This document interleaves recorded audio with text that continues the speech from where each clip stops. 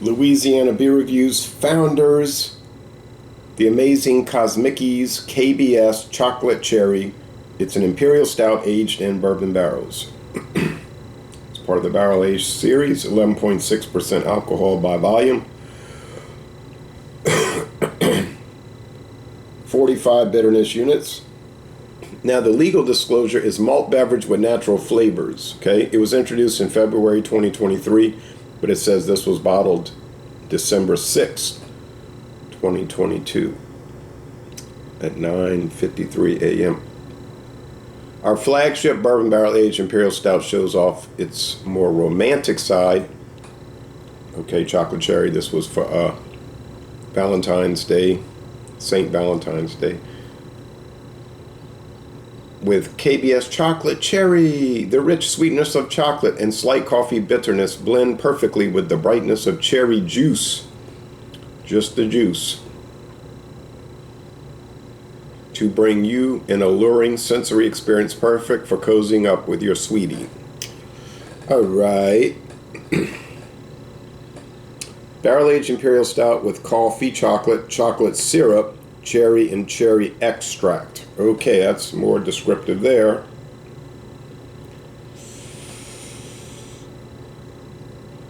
It's a very expensive product from these people.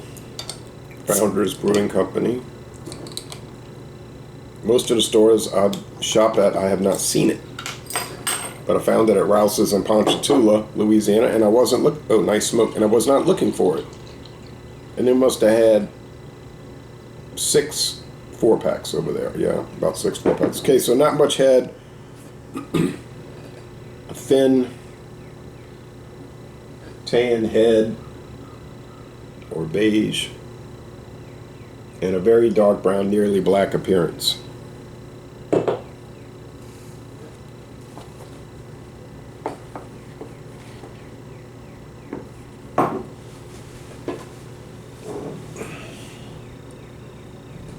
No sediment. That's it. Tops off. This glass is exactly 12 ounces. Or if you live in the Commonwealth countries, 355 milliliters.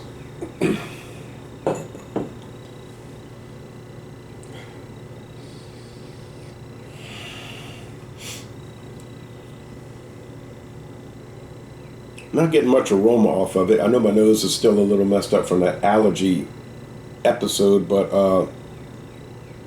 I just don't think it has a lot of aroma. Getting a little dark malt, but as far as bourbon barrel or whiskey barrel, they're not, could be rye whiskey or bourbon or blended whiskey. They're not specifying. I didn't see that on the website. It just said barrel aged. Yeah, a little chocolate, little coffee. All right, cheers.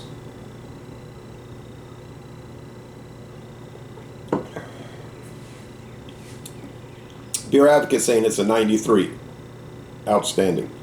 Rate Beer saying, oh no, it's better than that. It's world class. It's a 99 out of 100. 92 in the style. Imperial Stout. And Untapped's giving it 82 out of 100, which is very high for them. You don't see too many beers getting the 80s on that site, that I've noticed.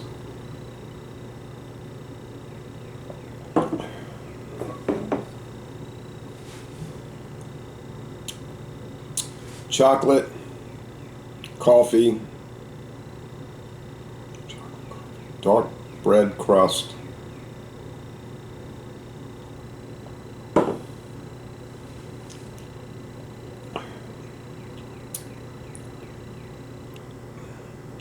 They're saying it contains cherry juice and cherry extract. Okay, I'm sure they're telling the truth. I'm not tasting that. I mean, I know it's there because I'm reading the bottle or read the bottle. But if you gave this to me blind, I would probably talk about coffee. I would talk about chocolate. And like I said, the dark malts, the dark bread crust.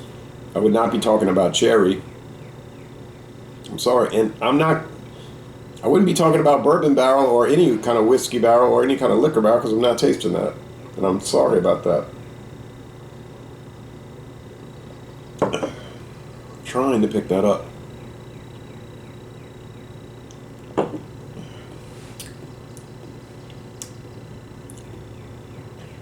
Yeah, there's a little tang of that coming in at the end, but it's so faint, I don't think I'd be talking about it, once again, if I didn't know about it. My grandmother used to get these, talking about like 1971, 72, 73, these boxes of, maybe for Christmas time, these boxes of chocolate. And then the inside was different liquors, right? So you had rum, brandy, whiskey, etc. I didn't know specifically which they were. I used to like to eat them as a child because I like chocolate, but then it always tasted nasty with the liquor inside. You know, it was like, you know, at 2 or 3 years old, you don't like that taste. You like the chocolate taste. The chocolate was very good. Don't know what company made those. I haven't seen those for years, but I would eat them, not maybe 2 or 3 every time we'd visit, over a number of years. But I just remember I couldn't stand that taste. Well, it wasn't bad enough to make me stop eating them. I just remember it was off-putting. But I tasted that. But the point of is that I tasted the chocolate and I tasted the liquor. Here I'm tasting the chocolate and the coffee, not the liquor, even the barrel. So to me, it's a disappointment. I don't see 99 out of 100. 93, which to me is not outstanding. To me, on my scale, is just getting into most excellent. All right, because I grade it on a 10-point scale out of 100, meaning the A's will be in the 90s, B in the 80s, C in the 70s, D in the 60s. Anything below 60 is an F. You can't drink it. You know, it's undrinkable. You'd have to dump it out or you'd be ill or it'd come back up. So now in the A range, we break it down. I break it down according to levels. 90 to 92, A minus. It's excellent, but just getting into excellent.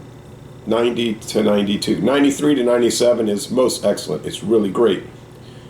You find a lot of beers like that, but, you know, not every beer, but a lot of them these days are in the most excellent range. Macro, middle crow, micro, import, export, you know, North American, Asian, whatever. Then on a rare occasion, you'll get an outstanding beer, 98, 99, 100. It's not too common. Maybe once or twice a year, in my experience, I'll run across one of those. But it happens. Usually they're very expensive. And then on the very rare occasions, once every 5 to 10 years, I'll run across a world-class beer, which is above 100. It's better than perfect. But that's mostly just a mirage or a fantasy. It doesn't really happen. So it has happened literally in my life, but it doesn't in a practical sense. It's unlikely to happen in my journey. So my beer drinking project, I should say, since I started that in February 1996. This one here is coming in like around 93. It is most excellent, but just so. The problem is what I already explained. Can't pick up the barrel, liquor barrel, whiskey barrel, I assume. And I'm not getting cherry. I'm not dying to drink a cherry flavored beer, really, anyway. But if they're saying it on the label, I want to taste it. And same thing with the barrel. So, yeah, it's a disappointment. With the money you're paying, $16 at the low end for a 4-pack. I'm seeing online $22 for a 4-pack of this, which is outrageous. At $16 a 4-pack, it's really not living up to that price point. I don't see it. I'm sorry, but that's what I'm encountering. So, yeah, I would recommend it, but let's hope you can find a good deal on it. I did, actually, I'll admit this, I did find a great deal on it. It was sort of like a store problem or whatever was going on, and I tried to explain to the girl, I say the girl, she's probably like 65 years old. Or 60. I was trying to explain to her, I said, this is not the right price. That's more like the price per bottle. And she said, no, don't worry about it. The manager said just sell it for that. So, okay. I mean, I'm trying to tell him this is clearly not the right price. It was their fault anyway. They didn't have the tag on the shelf, so I didn't know what I was paying anyway. I saw a single over there for $3.89, which is what I wanted to get. But then I thought, no, I'm probably going to want to revisit it and break it down a little more. So let me get the 4-pack. And it just kind of turned into this like chaotic thing, and that's the way it worked out. But in a real world sense, $16 for a 4-pack, I'm not seeing this as worth $4 a bottle. It is worth that because the taste is so good. Okay, so it is, but minus the detractors, bring it down lower. What I described. All right, so we got to understand it. Nice lacing. So anyway, so Laissez les Bon Temps Relais. I'm glad I bought it. I'm glad I'm trying it, but there's some disappointment in it, and that does happen. Not that infrequently, really. It's kind of a normal thing, especially with flavored beers. The flavors don't usually quite live up to what they're touting. Okay, so I'm going to end this review by saying y'all go to Michigan and tour the Founders Brewery.